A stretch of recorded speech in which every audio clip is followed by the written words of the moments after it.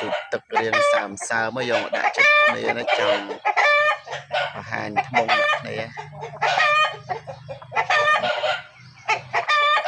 នេះបងចោលមួយសាយបងអស់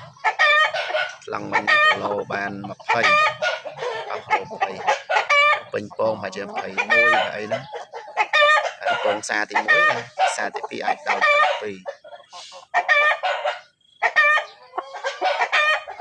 សម្រាប់បងប្អូនចង់បានយកទៅប្រកាសបាទចង់បានយកទៅប្រកាសក៏ចែកជូនបងប្អូន40ចេញសេវាឲ្យដល់ភ្នំពេញបាទលាក់ពងចោលភាសាស្រាច់យកទៅប្រកាសដាក់បាប្រកាសចូលមកដល់ទៅចាប់ជុតទឹកចូលត្រង់ខែវិញត្រង់ហ្នឹងណាស់ពី3ថ្ងៃដែរមែនទេហើយសម្រាប់បងប្អូនមានចំណាប់អារម្មណ៍បាទលេខទូរស័ព្ទ07 425 30ពុតនេះក៏បានដែរនេះ50